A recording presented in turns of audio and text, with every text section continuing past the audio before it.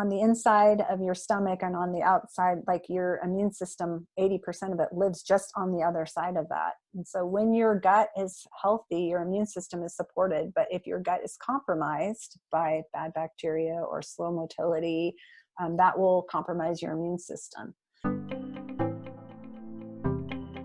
Hello and welcome to the Wellness Trinity podcast, where we interview top holistic experts and bring you natural solutions for modern day wellness. Let's get started with your host, Dr. Jacqueline. Hi, welcome. Thank you for joining the Wellness Trinity podcast. I'm Dr. Jacqueline from thewellnesstrinity.com, where we provide natural solutions for modern day wellness. Today, we are going to discuss how your digestion affects your immune system. Just a little disclaimer before we get started. What we discuss in this podcast is for educational and entertainment purposes only. What you do with the information is to be used at your discretion, as the recommendations are not intended to diagnose, treat, cure, or prevent any diseases. This episode was sponsored by Cellcore Biosciences. Creating supplements that work is what they do, and restoring hope and health is who they are. So there's so many things I could talk about Cellcore all day long. They're saving lives, and that's what I love about this company. But MitoATP is one I wanted to highlight today. MitoATP is a supplement that helps you to build more mitochondria. And mitochondria are your energy powerhouses. So we need energy to detox. We need mitochondria even to sleep and do all kinds of bodily functions, including detox. So if you're low on energy and you're trying to also do a detox program, I highly recommend MitoATP. And if you're a practitioner, you can get a wholesale account at cellcorebiosciences.com. And for the general public, if you would like to learn about the Cellcore Detox Protocol and any of the supplements, please visit thewellnesstrinity.com/CellcoreDetox. So I met Andrea Dahlman, who we are going to be interviewing today. And I met her last year actually at the Great Plains seminar. And it's been a joy getting to know her. She's a digestion expert and a certified nutritional therapy practitioner, certified restorative wellness practitioner, and certified BioIndividual nutrition practitioner. She has been trained to do functional evaluations, nutritional assessments, review and assess lab work for nutritional balancing in order to make nutritional recommendations to balance body chemistry and achieve optimal wellness. Her practice focuses on rebalancing and restoring the digestive health from top to bottom. She uses a 3-prong approach and used for the success for long-term health, balancing mind, body, and your gut microbiome. While having her eye on digestion, she takes a full body approach to ensure that all supportive systems are working alongside your digestive system. This type of approach ensures her clients move along lasting success and addresses root causes. Andrea, welcome to the show. Thank you. Thank you for having me today. I appreciate you taking the time to talk. Yeah, ever since I met you, I knew there was something special about you and that we would click and maybe, just cross paths later on in your life. It took about a year, it seems like, but Yeah. I'm glad that we did, really, because I love your spirit and I know that you're a wealth of knowledge and you're really helping people out there. Thank you. Thank you. Yeah, it's always fun to go to conferences and meet different practitioners and from all over the world. And it was neat to have an opportunity to meet up with you. And we both were learning about the services that particular lab offered and kind of better our practices. So it's neat, and thank you for having me. Appreciate that. Yeah. So, okay, Andrea, how did you get into this field in the first place? Well, the story goes back to my family's health. As most of us who enter into this field, we all kind of end up because somebody needed something in our family. A lot of us, either for ourselves, and for me, it was my husband's health. And as a result of him suffering long time with migraines and some sinus issues, I actually was at that time, I was a stay-at-home mom with my kids. And I was like, we're doing something that's not right. And it sent me back to school. And as a result of going back to school and learning the things that I learned and balancing his body with nutrition, he never ended up having another sinus surgery. His migraine subsided. And so he actually said, he goes, well, why don't you do this? Because people keep asking you questions. And it kind of just evolved over the years. I've been doing this for a while now. And once I started running lab work and really looking at stool and digestive markers in the stool, then I was like, I'm hooked. I love everything about the digestion. So it was like this beautiful evolution of just one thing led to another thing, led to another thing. And now reading stool panels is one of my favorite things to do. It's my favorite pastime. It's funny because when we step into this field, I mean, we're just, I guess some of us probably don't even realize how much we're going to talk about poop. Right? Well, it's become such a topic in my house. Like my kids have, they'll have friends over and they'll say, well, obviously not right now in the season we're in, but before they'd be like, Mom, please don't ask my friends about their poop. Just don't ask. I don't want you to embarrass me. I'm like, okay, I won't ask your friends. Well, healthy poop is a healthy digestive system, right? Yes, no, that's how I feel. I'm like, just don't flush. Let me take a look. No, We don't even need to do the stool panel if you're at no, the just let me look in there. That's hilarious. So why is the digestion so important? Oh, it's so important. It's really foundational. It's interesting. Like when I started working with clients in the very beginning, I would get these people with these beautiful food journals. Like they would be so balanced and everyone, they would say to me, oh, Andrea, I feel like I'm eating all the right foods. I'm doing all the right things. And no one had stopped to say, well, what is the system that you're actually putting it into? Is it working the way it's supposed to? So you can have the best diet in the world, but if your body and your digestive system don't have the right digestive juices, don't have all the pieces that go together with that, you're not going to get the most out of your nutrition. So it's not, we hear the saying, you are what you eat. That is 50% true. It's also, you are what you digest. So we really want to have a good, healthy, whole food diet that's nutritionally valid for that person. But we also want to make sure that all those systems are working properly. Our gut is an important barrier between our inside world and our outside world, or outside world and our inside world. And we want to make sure that the integrity of our digestive system is such that it's protecting us. It's our first line of defense against anything dangerous. And the 5-second rule, you've heard that. So you drop something on the floor and you pick it up and you eat it. The reason you get to do that and not get terribly sick is because you have all of these little helpers inside of you killing off those microbes and killing off the things that are potentially harmful to you. So that's a couple little reasons why your digestive system are important. There are more. We have bacteria that lives, I like to call it your garden, that live in your gut and your colon. You actually have bacteria all over your body, but most of the population is in the small intestine and large intestine. And those microbes, they really help us. They're like this internal ecosystem, and they benefit us through absorbing nutrients and keeping us healthy and regulating our appetites and our body weight. They all have different jobs that they do. When they're best in balance is when we feel our healthiest. And the kind of the big thing for me is making sure that that system is super optimal, healthy, because your immune system, and we all know how important our immune system is right now, is 70 to 80% of our immune system is housed in our gut. So if our digestive system is healthy, we actually have a more opportunity to be healthy. Mm-hmm. Yeah, I agree. I've been telling people the same thing too, about most of your immune system is there. So if that is off, I mean, everything else is thrown off as well. So when you do stool tests, first of all, which lab are you using, if you don't mind sharing? Yeah, I use the GI map, which is Diagnostic Solutions, I believe I order it through my head lab is Avexia. But I use the GI map. I used to use a parasitology 3-day doctor's data test, which I like for it has markers in it and it depends on what the client needs. The GI map is probably my favorite because of the way that they actually look at the stool. When they look at it, they're not culturing, they're looking at it under a microscope. So they're actually looking for specific things under the microscope, which is I feel a more accurate way to determine what's actually there and what isn't. Okay.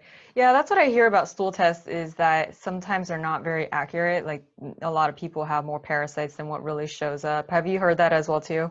Yeah, so the thing about running stool tests, especially if you're trying to determine for parasites or even yeast, for example, it depends on what you're testing for. You actually need to do a little bit of prep work prior to taking the stool test. So one of the products I'll use is a biofilm buster about 5 to 7 days prior to a stool testing. And that helps break up the biofilms, which biofilm, for people who don't know, is basically your bacteria wants the bad guys, or I call them the weeds or the pests. They want to survive, and so they have these protective measures, and they put this like coating over themselves so that you can't see them. And they have different times where they'll come out of that like shell and be more present. But if you use a biofilm buster, you can start breaking those biofilms up, and that shell or that coating will get broken up, and then they're more exposed. Then if you do a stool test, you have more opportunity to capture what's really happening at the stool level. Okay. So what's in the biofilm buster? It's a variety of herbal components that help break up that.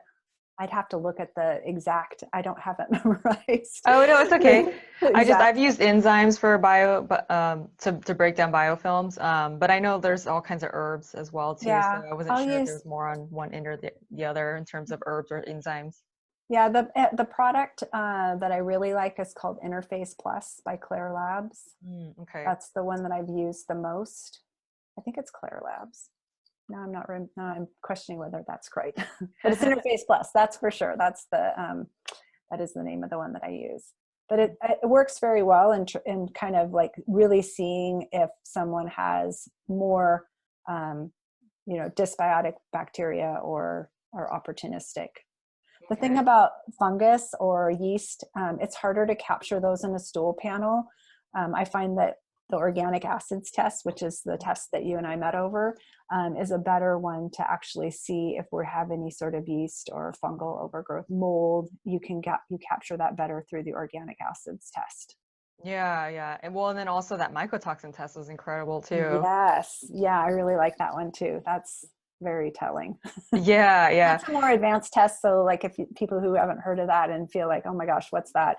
That's like when you come in and work with a wellness practitioner, you want to start with your basic stuff. And then that's stuff that you graduate up to if you need to.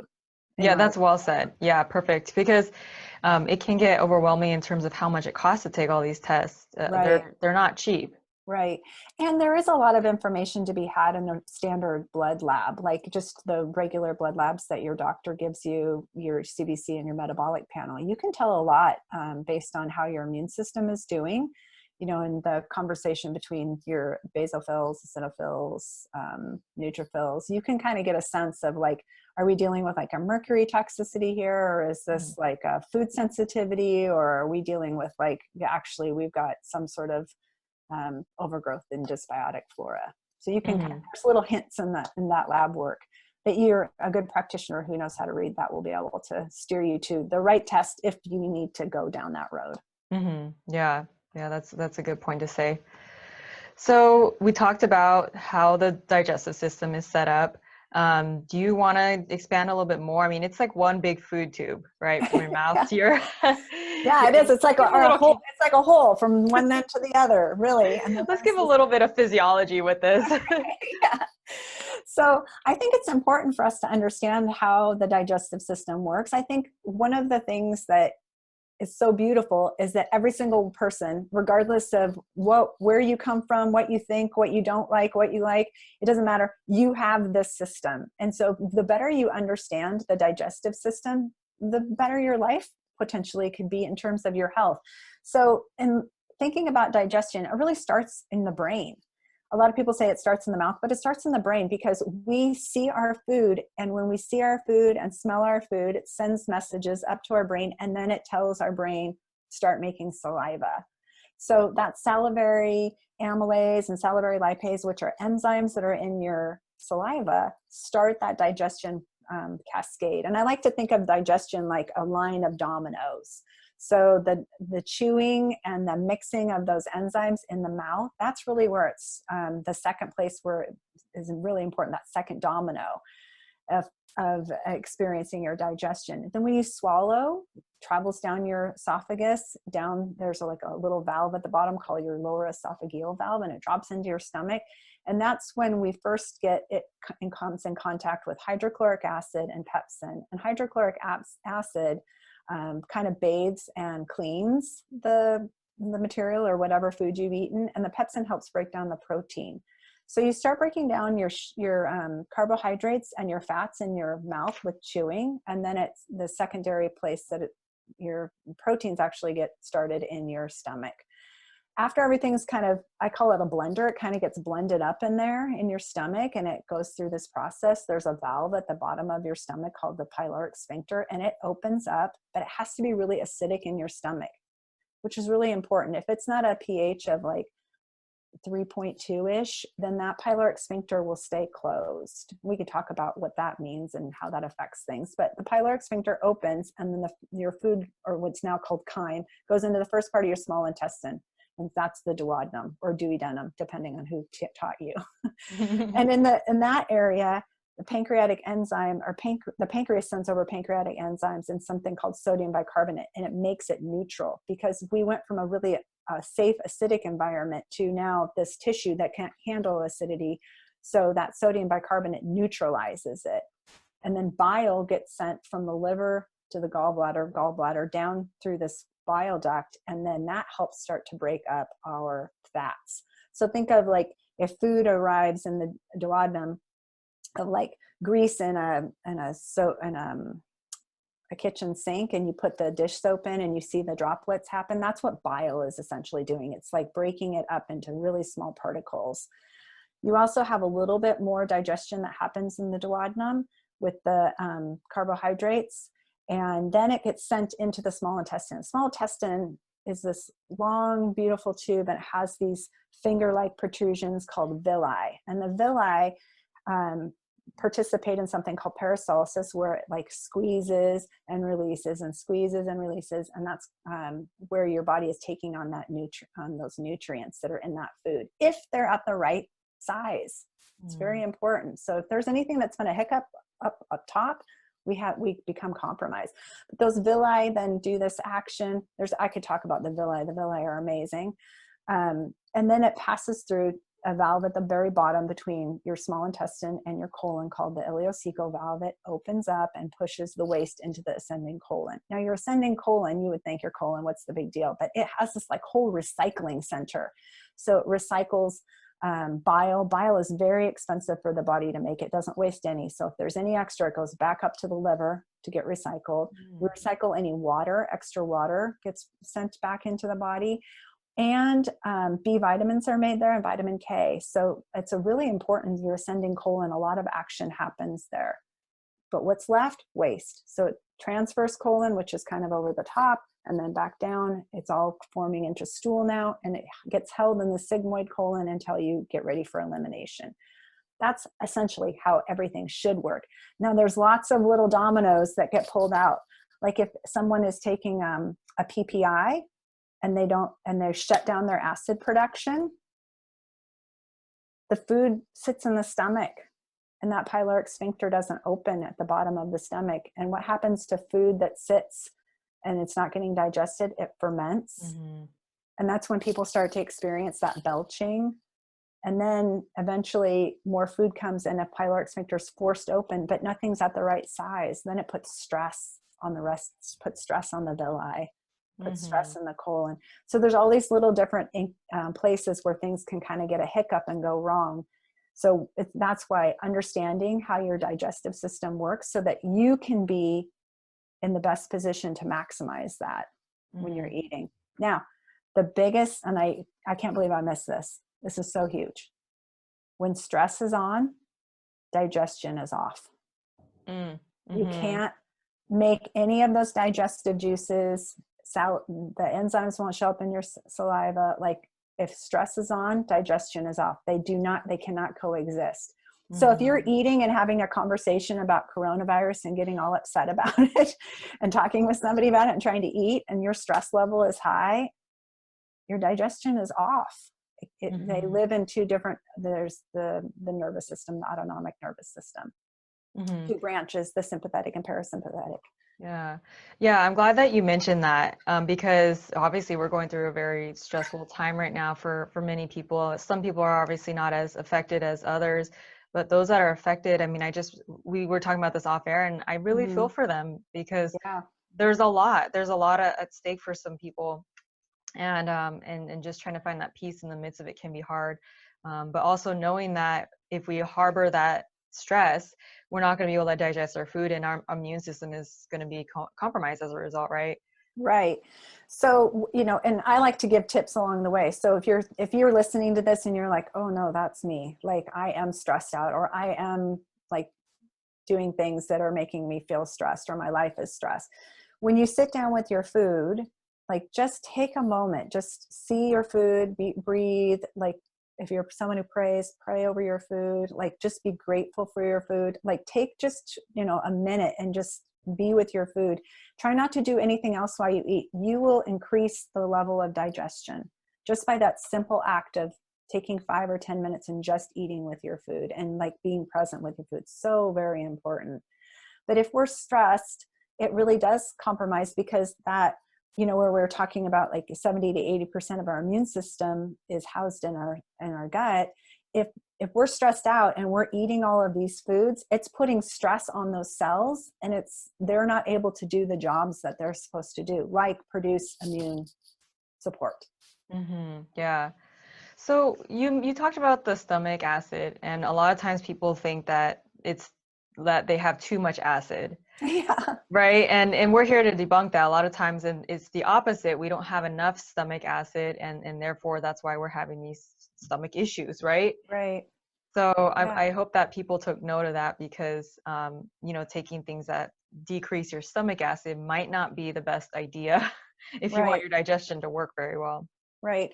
And a lot of times when you take that and you have that fermentation happening, people will say, well, it doesn't like completely shut it down. It slows it down. So when that food ferments in your stomach, and that lower esophageal valve, it's a two-way valve, right? Because that's how we are able to throw up if we get sick. So it can go down and it can go up.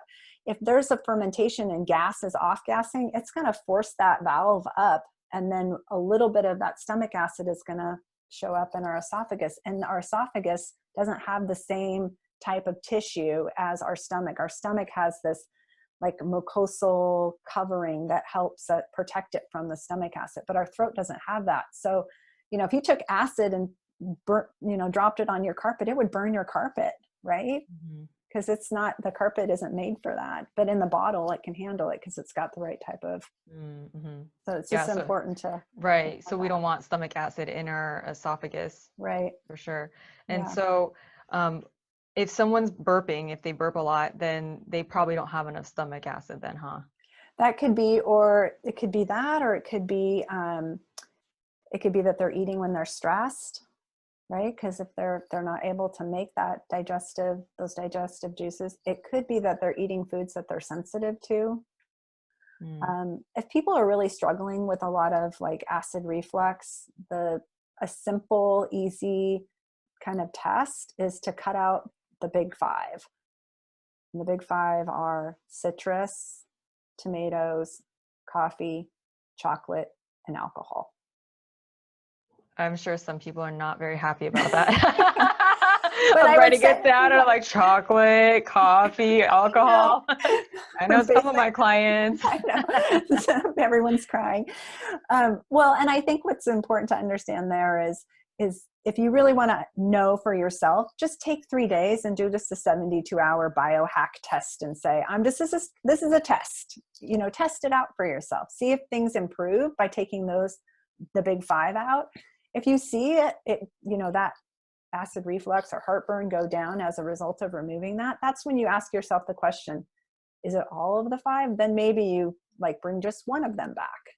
If I just bring tomatoes back, like you could bring back another thing. So it's just a little bit of, a way for you to own your health, really. Okay. So you said citrus, coffee, chocolate, alcohol, and tomatoes. Okay. And then you take them out for 3 days and see how you're feeling. And then that's when you can introduce it again? Yeah. One by one? Just bring them back one by one and say, is tomato my trigger? Oh, I did mine with tomatoes. Okay. And it could be that one of them is a trigger, or maybe if you have 3 or more of them, then that can be your thing. Sometimes Okay. it's not none. It's just monitoring how much. Okay. So then the other side of it is that they probably have things going on in their gut, right? Like parasites, fungus, candida that are overgrowth Right. of those, and then lowering the stomach acid, right? Yeah. And oftentimes with people who have chronic acid reflux, something that you really want to check for is H. pylori, Mm. which is a bacteria. And we all have H. pylori, but if it gets overgrown in the stomach, that's where it tends to live. That can create more like acid or reflux type feelings. Okay. So what kind of test do you do that shows H. pylori? I run a stool panel, but a conventional Okay. doctor might run a blood lab, or there's other ways to test for it. There's several different ways that you can test for that. Okay. Yeah, so I don't think it's on the Great Plains stool panel. I don't know if you've ever looked at that one, but I haven't used that one. okay, yeah, so No. just the GI map is probably Mhm. going to be the best one, I'm thinking, for that. Yeah, Okay. that's the one I like, but Okay. I have a preference for it. Just, to spend too much time investing in learning how to read Right, it. yeah. Yeah. Yeah, well, and that's the most important thing, is that the practitioner just really understands how to use their tools that they have. I mean, Hmm. I sat and spent several years learning the microscope, and learning how to incorporate Yeah. that, and finding the things that I need to find, and that, and a couple other tools, and that now I'm using the labs. And so it's not, some tests I think definitely are better than others, but the other side of it is the practitioner really just needs to know what to find. Right. Well, and I would say that no test, and I'm sure you will agree, like no test is like absolute. There's humans running the show behind the test. So we humans make errors. And I don't think that I would never stand behind a test and say, this is 100%, 100% of the time. I will say, this is the best tool I have in this season to take Mhm. care of what it is that my client is dealing with.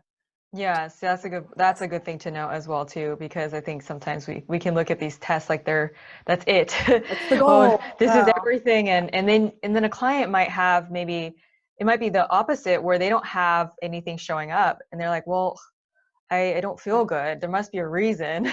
Right, right, And right. so, That's you where know, sometimes those general labs that are just run by your, regular, annual, actually have a lot of little pearls in there. And if you get a practitioner who's like functionally trained, we know how to look at the whispers and not the shouting. It's the doctor's job mm, to really come in, and they have like their space of, I'm going to diagnose you. When I look at lab work, I'm not looking for that. I'm looking for all the whispers. I'm looking for the mm, trend and the way that the body is just starting to kind of lean, and mm, lean a little bit further out of balance, and lean a little bit further mm. out of balance. And so that you can say, hey, you know what, if we just kind of bring in this particular food or nutrient, we're actually going to bring you back into more of a balanced place. That's really what it is. It's all about balancing the body back to normal.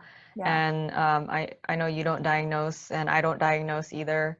Mhm. We're all about just balancing the body. Right, right, And you don't want to get it to the point where it's so thrown off that it's now, now you're getting diagnosed with some type of disease.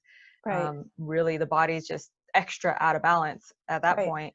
Yeah, and if the body has the nutrients it needs, it doesn't need our help to heal. Like if we get a cut on our arm, you keep it clean. That's the best you can do. The body's the one that says, I'm going to take on the cell repair. It's not like you go into your kitchen and be like, I'm going to whip up some arm cells today. You can't do Right. that, right? Uh, yeah, no, I agree. And so, and then the thing is, with getting enough nutrients, I mean, we can go down the rabbit hole with this whole situation, but Mhm. obviously, again, it goes back to the digestion. Are Right. we getting the right foods? And are we breaking them down and assimilating them? And then are there things like these pathogens that are causing the body not to be able to assimilate the food as well, too? Yeah, that's really interesting because I was actually looking at some just regular blood chemistries on a client, and I could see that her stored iron, her ferritin, was very, very low. And then I was looking at her immune system, and I was like, you know what? I think that this person actually needs a stool panel, because there's actually bacteria that will eat iron for food. and this person had been supplementing for a while, and I was like, something's not right here. Like there's something more. And so I'm very excited to kind of do that test to see, like, is there a particular bacteria that's using, she's supplementing thinking that her body's going to get it, but there's a little bacteria in her gut going, yay, more food. I'm like, oh no. So it's really important to have a good understanding of where your body's out of balance. And for me, like I focus, I'm always looking at the gut, that digestive system for foundational health. Yeah. Foundational health. That's a great way to put that too, because it really is the foundation. And then as we keep mentioning diet, I mean, as well as sleep and stress, our spiritual health. I mean, there's a bunch of things that are just foundation in our health. Right. The supplements are the extra thing that Right. those foundation are not going to do.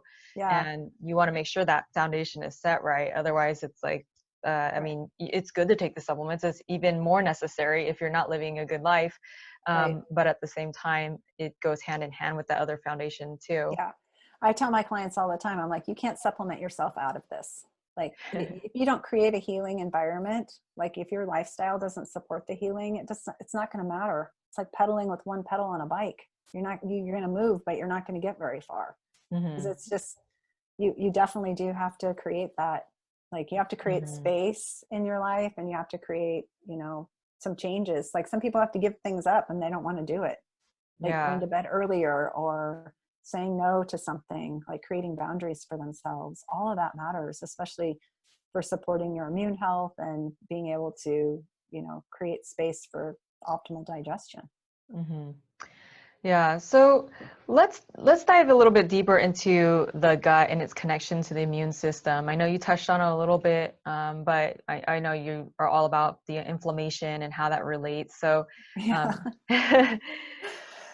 So your gut and your immune system, they're connected by something called your epithelium, and that's only one cell thick.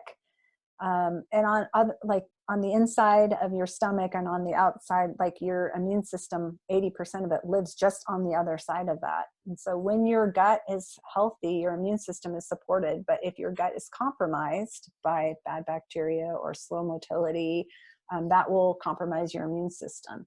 Now, it's important to understand that our immune system has two parts. You have your innate immune system, and that's like your first responders. They don't have, there's no memory, and they really respond to more of like acute inflammation. So going back to like if you cut your arm, that's more in an acute situation where your immune system will come out, take care of the wound, and then go away. But the other leg of or part of your immune system is called adaptive, and your adaptive immune system is really the one that lives more in the GI tract, and it has a great memory. It will build antibodies against it, and we've been hearing a lot about antibodies in the news lately, but these antibodies tell the body, this is safe or this isn't safe. And we kind of experience this with vaccines. We build up these antibodies so that we can withstand whatever illness it is, so our body can adapt. It's important to understand the difference between those two, but both use inflammation. The innate is very quick, so you become inflamed. Like if you cut, you see that red that kind of develops on your arm, and then eventually that goes away. You can see that inflammation. But in the acute, in the adaptive, it can linger. That inflammation can linger. And so we experience that specifically in gut health. We see it more like with food sensitivities, for example. With people who have food sensitivities, they'll create this ongoing inflammation as they're continuing to eat the foods that are creating inflammation in the body. Just looking at my notes. So if you're experiencing this ongoing inflammation, like if we're having that experience, then it's because your immune system's on this hyper alert, and it relates back to the gut. And like I said, it could be food sensitivities, it could be dysbiosis, so imbalance of your gut bacteria, or even toxic burden. So heavy metals like mercury or lead. A lot of older women, this is super interesting. And Dr. Jacqueline, do you know about this? That back in the 50s and before, the homes had lead pipes. And so a lot of the children growing up at the time who were drinking tap water had like really super low levels of lead, but the bone stores that lead. And then as women age and their bones start to break down as we age, that lead then gets put back out into the body. Super interesting. And then what does the body got to do? It needs to do something with it. It'll actually like send it up to the brain. And if it doesn't have a good way to get rid of it and create inflammation, super interesting for older clients. Well, okay, so it's stored in the bone when you're young, and then it moves into the bloodstream, which then obviously can get into the brain and all that. Do you think it's maybe because it just increases over time and there's just no more room in the bone, or like, why do you think this is coming out of the bone? As we age, our bone density tends to go down as a natural part of aging. And so as that bone tissue starts to deteriorate, then that's when, because you've seen older people, right? They used to be 5'9", and like, this is happening to me. I went to the doctor this year and they were like, "You're 5'8". I was like, no, I'm 5'9". I've been 5'9" my whole life. But this doctor appointment I was a whole inch shorter. I'm like, what? Like, that's so crazy. And then I was convinced that the nurse had done it wrong. So whatever. Did she recheck it? I actually came home and I was actually just a little bit over. It was like 5'8.5". I was like, it wasn't a full inch. Okay. Okay. Yeah. So she gypped you a little. Yeah, I know, right? It must be the thing anyway. Wait, so okay, the bones are shrinking, right? And so it's kind of pushing it out. Is that what you're saying? Yeah. Oh, okay. Yeah. And then depending on the body's ability to detox, if it's pushing it back out to the blood, it's going to send it somewhere. And it's been storing it in the bone to keep us safe, right? Because the body has all of these protective mechanisms. That's the one thing that's so beautiful about the body, is that it has all these compensatory mechanisms to keep us safe. And it's like, oh, this doesn't belong here. Well, we'll wrap it up like in a fat cell and we'll just store it in our hip for later. That's why a lot of times when people start losing weight and then they don't feel so awesome when it first starts happening, is because your toxins get stored in our fat cells. Yeah. And then we start losing weight and then those toxins get released out into the body and we're like, why do I feel terrible when we start losing weight? Yeah, losing weight is like it's just like another form of detox. Yes. It sounds like you're having a Herxheimer reaction. Right. Yeah, totally. You got to let it out. So now I know when I have clients or when I know people that are not necessarily detoxing with me and they're just trying to lose weight and not feeling good, I'll tell them, hey, you might be having a Herxheimer. You might want to go do an enema. Yeah, right. Something. Just help get that stuff out. Right. Yeah. Take some herbs to get your bowels moving. Right. Yeah. So are you a proponent of enemas? And we call them wheatgrass implants, this other thing that we learned at Hippocrates. I don't know if you know about those. I have not used that. I have used enemas with clients before. I've used them myself in different times and seasons. I do think that they can be appropriate for some people. I would never tell anybody, like anyone who's listening, like, don't just run out and do it. Like, have a reason and understand so that you're not just deciding to do an enema. But they can be very helpful. Coffee enemas, garlic enemas. All right. How do you do the garlic one? So I had a client a while back and she was having kind of a lot of dysbiotic things and there was some itching that was going on and we were doing everything from the top down. And I said, I just don't think it's making it all the way to the end. I said, I said, I have never asked a client to do this, but I'm going to ask you to do a garlic enema. And it's between 3 and 6 cloves, but you start off with 3, no more than 3 to start. And you blend it together with distilled water in a blender, so it's fine. And then you dilute that mixture in an enema bottle with the rest of distilled water. And then you do it just like an enema. So it's blended. Mm-hmm. Yeah, you blend the raw garlic cloves. Okay, so you could probably juice it too. You probably could, yeah. Okay. If you had a juicer, that would probably work too. Yeah, I guess it'd have to be the right type of juicer too. Yeah. That really masticates smaller things. Yeah, you want to get it so it's like fully blended. Yeah. Yeah. And it worked? So for this lady? Yes. What she saw in the toilet, she wasn't really sure. I said, no, listen, I'm not telling you to do it. I'm making a suggestion because, I hadn't had anybody do it before. And she did do it. And then I got a call about 3 hours later, or it was a message, email through my client portal. And she's like, I can't even believe what came out. And it was something, she goes, it was something that was wrapped around her stool. And she called her doctor because she was really worried. And the doctor said, oh, that just sounds like sausage casing. It's probably nothing. And she goes, I haven't had sausage. I haven't had anything close to sausage. That's a worm. Yes. Yeah. Yeah. So A functional medicine practitioner would say definitely that's a parasite.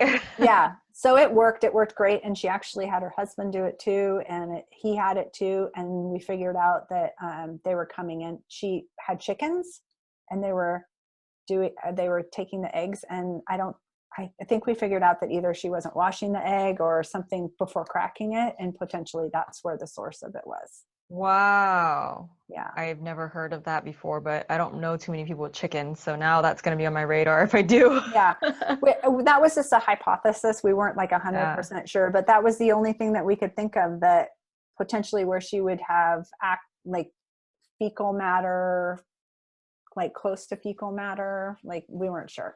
So yeah. Well, yeah, with these like, worms, I mean, everybody has them, and it's just right. like how much, how big, where in your body. Right. Yeah. So, yeah. Yeah. So that was effective. Now, how long did you have her suggest that she hold the enema, the garlic enema? I can't remember. I'd have to go back and look at my notes. It wasn't, okay. I think, because it's hot, right?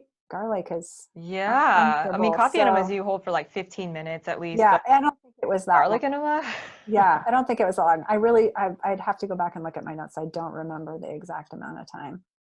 But. I mean, if someone's able to just hold it as long as they can, I think they're going to have any type of benefit versus obviously not doing it too if they need it. Mm-hmm. But I'm going to look into that one a little bit more because that definitely sounds very interesting. Because we had done a lot of like stuff from the top down, but we just were not getting down into the sigmoid and like into that colon area. So yeah, it's not for everyone. Don't everyone run out. Yeah, no, definitely. Yeah, that one sounds a bit nerve-wracking even for myself that does enemas all the time and recommends everyone to do them. But but you know what though, like if someone has an issue there, I mean, then that's it's definitely something to think about. I mean, garlic is very anti-parasitic, which is why she moved a worm. It's very good for your liver as well. So the enemas are not just for your colon; they're also to help with the liver too. Yeah. So. Well, the amount of relief that provided, because I'm always about trying to find the root cause, right? Like that's the goal. And in a functional approach, it's like, how do you get to what's really the underlying root cause? But sometimes there's clients that come in and they just need symptom relief. It's like, I just need for this particular thing to be less so that I can cope with everything that I'm trying to do to address the root cause. And to have somebody who was just suffering, I was like, I got to try something. We're gonna go out on a limb for that one. But it worked. Nice. Yeah. Okay, so you mentioned dysbiosis, and can you explain what that is and how people get that? Oh gosh, there's all kinds. So dysbiosis, so your microbiome, the way I like to describe it is it's a garden. So you have your flowers. Those are your normal healthy flora. Then you have what I would call your weeds, which are opportunistic flora. And then we have pests, which would be like parasites and worms. And when we're talking about dysbiosis, it's where the flower garden portion of your microbiome has become less, and the weeds and the pests have taken over. And that can be and we call it dysbiosis, which is just basically an imbalance of the microbe or the bacteria that's in the gut. And it can happen for a lot of different reasons. It could be a prescription medication that you've taken, antibiotics. It can be due to extreme stress. I've seen people that have never taken any antibiotics, but the stress just kills off all their good bacteria and leaves lots of room for the bad bacteria to grow. It could be because of some of the things that we were talking about, like heavy metals or other kind of simmering infections that people are harboring, and it's causing that to be out of balance. One that's kind of less known is not enough fiber in your diet. because fiber really feeds our beneficial bacteria. Now for women, we want to be getting around 25 grams of fiber a day, and for men between 30 and 35. That's relative to size. So maybe a larger woman would need a little more and a smaller woman would need a little less. Same men, same. So, and a lot of people think that they're eating a lot of fiber, and I tell people track it in a food tracker, because if you're not eating enough fiber, that fiber feeds the short chain fatty acids, feeding your good bacteria. So there's like this whole circle of life based on that fiber content, and that can really throw the body out of balance if you're not getting enough. Yeah, they're in other words, they're prebiotic. Yes. Some people have heard of prebiotics. Another word is fiber. Yeah. Because I'll have clients they'll say, oh, do I need to be taking a prebiotic? And I'll say, no, I'd prefer you to be eating vegetables. And then if you can't consume enough vegetables, then we'll add a prebiotic in. I want you to get it from food first if we can, and then we'll supplement in. But yeah, the fiber is really important. Yeah, thank you for touching on that. Yeah, but that's some of the reasons we can become dysbiotic. There's lots, but those are the big ones. Now, when people say they have candida, I mean, everybody has candida, right? Yeah. That's an imbalance of the candida bacteria, right? Or yeast, I mean. Right.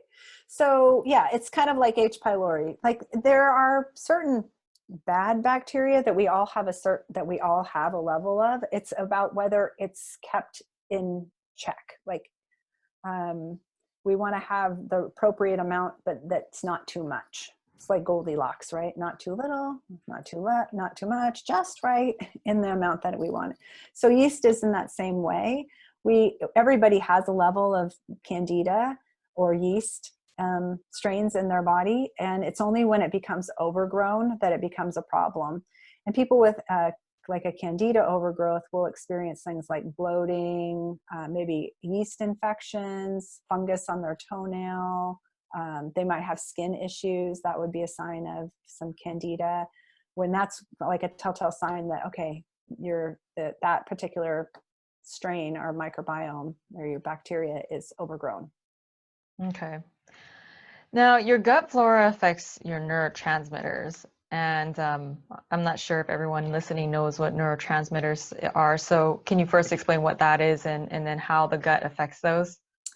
So your neurotransmitters are, how do I describe this?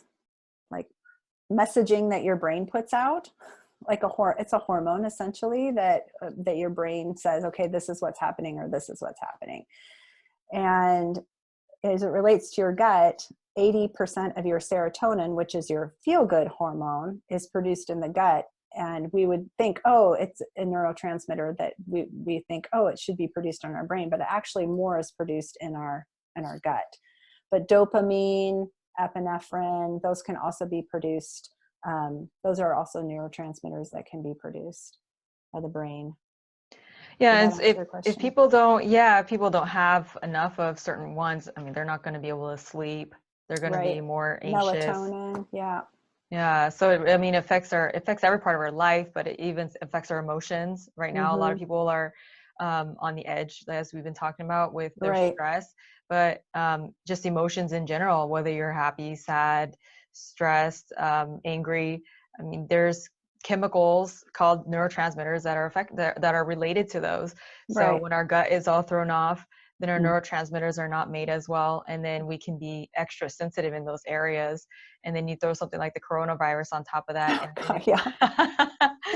and then you're already stressed, and then now you're extra stressed. Right. So. Well, and that serotonin that's produced in your gut, like if your gut is out of balance, your feel-good hormone is not going to be made at any production level that you would want it to feel like, okay, I feel okay, I'm okay. So, yeah. So I would speculate, based on this type of information and what we know about neurotransmitters, that when people's body chemistry is more imbalanced, then they can handle even bigger stressors like what we're going through now way more, like just better in general.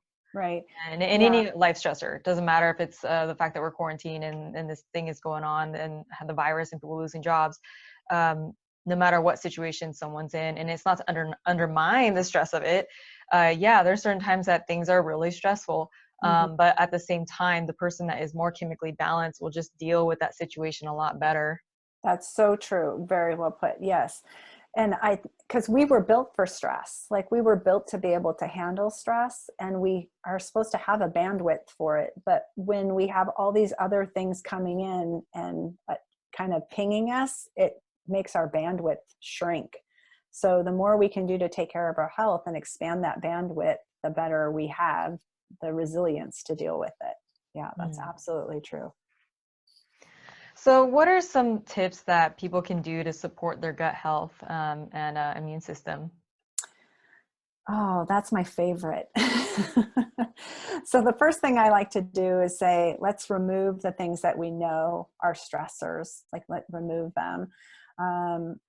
For example, a big one would be removing gluten from the diet. That's a pretty good starting place for most people. Now, some people might be sitting here saying, oh, I can handle gluten, but I would say, you know what, maybe just not right now with all the other things we've got going on. Just take it out of your diet. Gluten, if eaten in excess, can excite something called zonulin, and zonulin increases intestinal permeability. And zonulin, just for kind of a quick, is they're like a gatekeeper in your intestinal lining. And if they get overexcited, they'll leave the gate open too long, and then that starts to create issues. So removing gluten and gluten-containing grains is good. Know what your food sensitivities are. I'm a huge fan of that, because I think a lot of people think they're eating the best diet for themselves, and then it comes to find out that they're eating a lot of foods that are putting stress on their body, and that their body is having to have an immune response to. The last thing if you get sick, you want your immune system fighting the illness, not fighting the fact that you're eating dairy and your body doesn't like it. That's where, you want it to be prioritizing. Processed foods right now, it's really tempting in the whole stay at home to just kind of overindulge on chips and cookies and all the packaged foods that we have access to.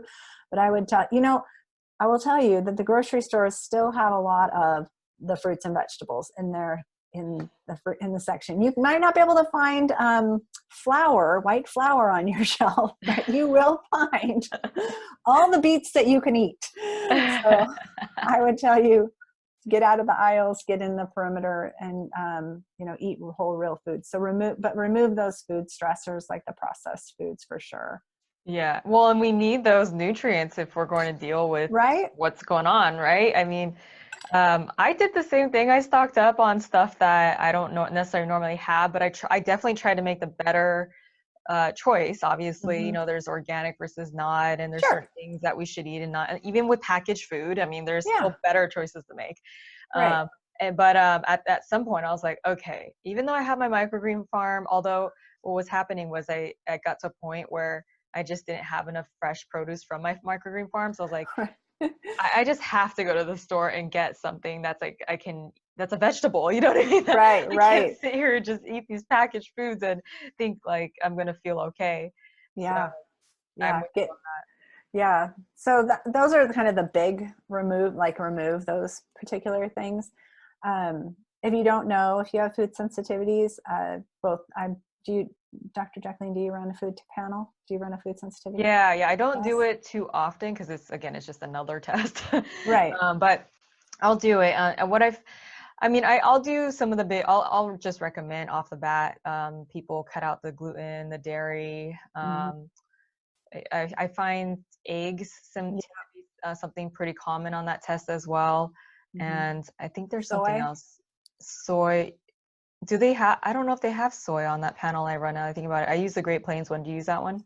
I use a different one. I use something called an MRT, which is a Oh, okay. Yeah, because I don't remember seeing soy on there now I think about it. They might have it. It's been a while since I ran one. Yeah. I mostly just try to get the main things out there people tend to be sensitive to, and then just also get the bugs out that are causing them to really have big digestive challenges. And then And then like down the road, we can. I mean, unless they really want to do it up front, then I'm more than happy to give it to them, but it's an extra couple $100 they're going to have to pay for the test.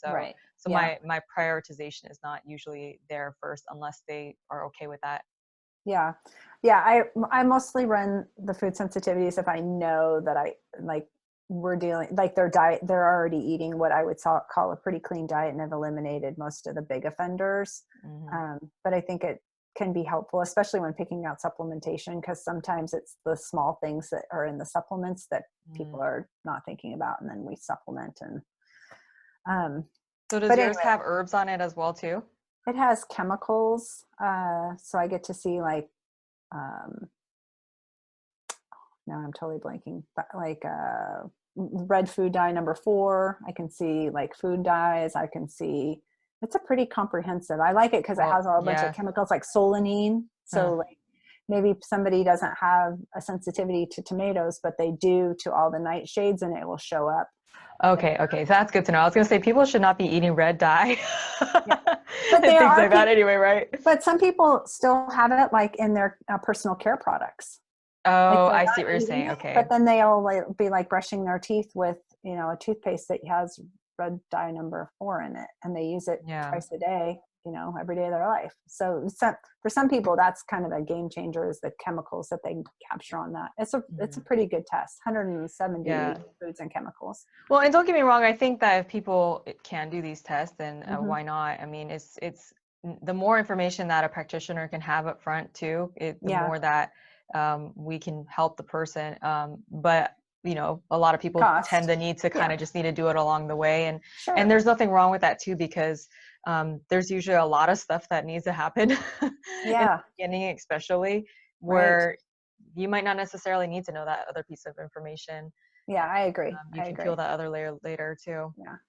Yeah. And I think that's important to understand, is that every person is bio-individually unique, and the approach that, and I'm sure this stands true for you as well, is like when you get a client, you're looking at that person and saying, what's the right order of steps for this person? And it may be totally different for the second person that walks through the door that day. And it's not like standard, I always do this, I always do this. So, it's really a personalized approach as to, what's going to move the needle for this person.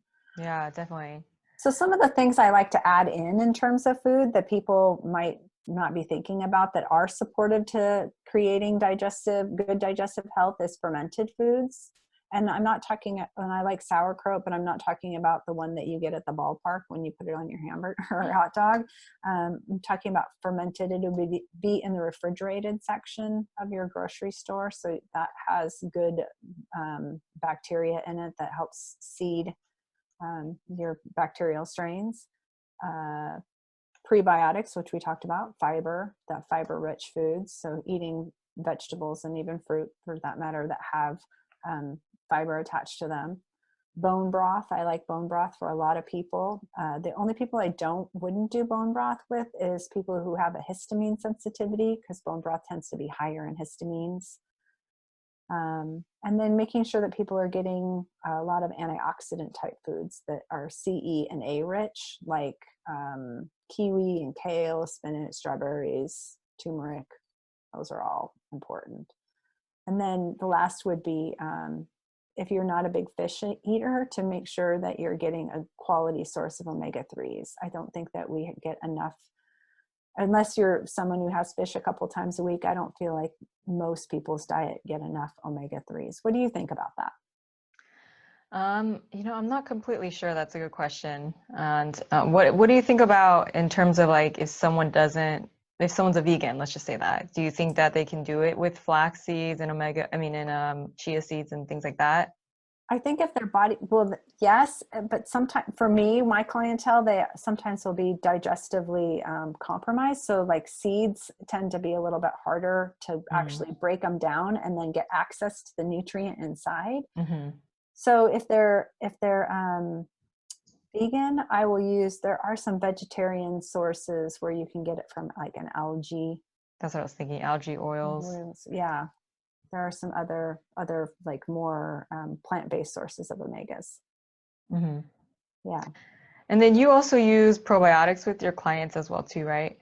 Yeah. So I think probiotic is good. So your two big boy strains are the lactobacillus and the bifidobacterium family. And those are the ones that you want to make sure are kind of super present when you're picking out like probiotics, or choosing something. A lot of people get confused and they're like, more is better. I need to have like 200 billion or 500 billion. And I would say vary it.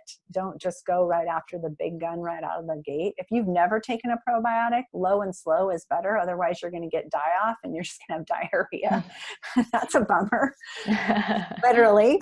It's like that with most supplements. True. Well, the more sensitive at least someone is, the more that they're going to need to think, okay, you got to start small, and then we work our way up, and then we start going in with the machine gun approach. Right. Exactly. So, if you find a good one that has lactobacillus and bifidobacterium, and it's between 5 and 10 billion to start, that's a great place to start.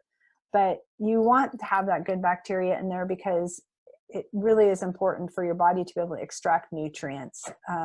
Vitamins and minerals like zinc and iron and B12 are dependent on that bacterial profile. So getting a good, if you're know that you're digestively compromised, getting a good quality probiotic is helpful for a lot of people. Mm-hmm. So digestive enzymes, actually I should ask first, do you use those with your clients? Okay. Yes.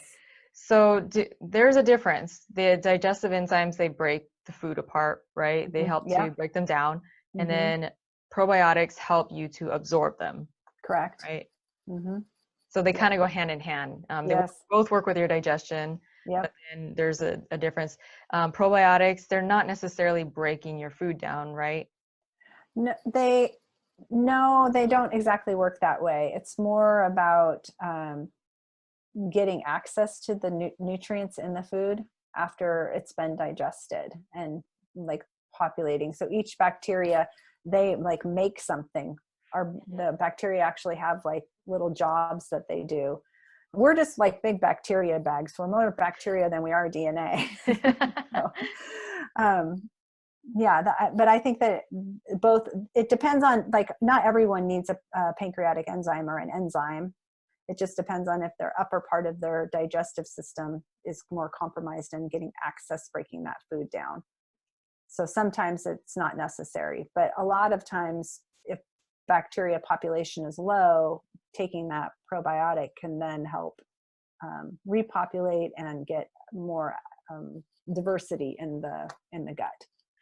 Okay, that's a good point to make. So you said the upper part of your digestive system, are you talking about your stomach or your small intestine? Yeah, so when the very beginning we were talking about the dominoes and we chew the food and swallow it, and then it moves into that first part of the small intestine, the duodenum or duodenum, going back to there. So the pancreas sends over pancreatic enzymes. But there are times and seasons where those pancreatic enzymes, like this is a total made up number, like it's supposed to send over 20, and for whatever reason you were stressed or you took something and it didn't, but now it only sent over 5, and so your pancreatic enzymes aren't as present, so you're not actually able to break down that food. So if you take a supplement, when that food gets to the first part of the small intestine, it has the enzymes are there and it can break apart those foods the way that it's supposed to. And break them down so into the single molecule that it needs to be. Okay. Yeah. Okay. So it's in the small intestine that you're talking about. Yeah. And then the probiotic is more colon or large intestine. Okay. Okay. It's where most of your microbiome lives. The largest population. There are some in the small intestine though, right? That's true. Okay. But it's a very specific amount and a very specific type of population. When we get a bacteria that's too much in the small intestine, then we experience something called SIBO. That's a whole different podcast. SIBO is small intestinal bacteria overgrowth, and that's where bacteria from the colon gets pushed back into the small intestine and creates a whole different issue. So when you're looking at a stool test, there's certain bacteria that you'll notice that you know that it's a large intestine issue versus a small intestine issue. Yep. Yep. Okay. And then, generally speaking, microbes influence gene expression positively or negatively, right? Right. So genes are what's that saying? I'm totally blanking on it. It's like genes are the gun and our lifestyle choices are what pulls the trigger. So we're all born with a certain set of genetic in our genome, and those microbes will help influence, like, I'm going to turn that gene on or off. I'm going to turn it on or off. And so that's what we're talking about when we say microbes influence gene expression, is it will say, if I'm more, like I have a history or genetic profile towards Alzheimer's. Well, if I have a poor diet and I'm eating high content, I have poor blood sugars, and that's going to influence those microbes, and it could make it I could become more susceptible to turning that Alzheimer gene on, versus like it's present, but it's turned off. Yeah. Yeah, that was a big relief for me when I studied at Hippocrates Health Institute. My dad died of cancer when he was 38. And then my grandma on my mom's side died of cancer when she was 58. So I think in the back of my head, I thought, oh my gosh, I'm doomed to die of cancer. Right. And at 38, I'm 33. Yeah. That's not very far. You're like, oh no. So if I didn't have that revelation in my 20s that when I was there, they had said, actually, before I had the revelation, they had said that only 3% of people with breast cancer is inherited. The rest of it is diet and lifestyle. Right. Yeah. So, that's the environment that's affecting us, which I guess you could call that kind of in the lifestyle arena. But yeah, that's the beauty of, like I was saying at the very beginning, of like every single person, if you have a heartbeat and a breath in your lungs, we all have lungs, we all have hearts, we all have like a digestive system. So the more that you take control of your health in these areas and create an environment of healing for yourself, the better that body is going to perform for you. And you're going to keep those genes turned off, versus saying, oh yeah, I'm, drinking too much alcohol or eating too much sugar, or, and then all those switches kind of get flipped by the choices that we make. It's really the choices that influence that expression. Yeah. We could talk about the environment a whole nother podcast as well too, but that's a whole different story in itself. But there's a lot. The point is, there's a lot that we can still do, and I think that we need to focus on that, because we can't necessarily change everything the government's doing. Yeah, there's certain times where we need to stand up and fight for our rights and get things out of the air that don't belong there, and that. Yeah. But for the most part, there's still so many things that we can do every single day, where we're either going down the path of life or going down the path of death. And we're all obviously going to die at some point, but how much of a quality life do we want to have right now? And, I don't want to be old and feeling like I can't take care of myself, and even in young and feeling like I don't have enough brain function to be able to do my job. Right. Yeah. There's so much that we do have the opportunity to control, and it's really about taking the ownership back for ourselves. Yeah. So Andrea, this was fabulous talk. Yeah, thank you. I really enjoyed your wealth of knowledge with the digestive system, and I love physiology and diving deep and understanding how everything, I think that there's some people that were watching that probably got a kick out of that too, with all the little intricacies of how you described everything. So thank you again for coming on the show. Do you want to let the listeners know how they can find you? Sure. I am on social media, both Instagram and Facebook, and you can find me under the handle Redeeming Nutrition. And then my website is just my name, so AndreaDahlman.com. Okay, so Andrea, and then can you spell your last name? DAHLMAN.com. AndreaDahlman.com. Yep. Okay, all right. Well, thanks again for coming to the show. You're welcome. And thank you, listeners, too, for always tuning in with us. You guys are such a blessing, and this is why we do this stuff.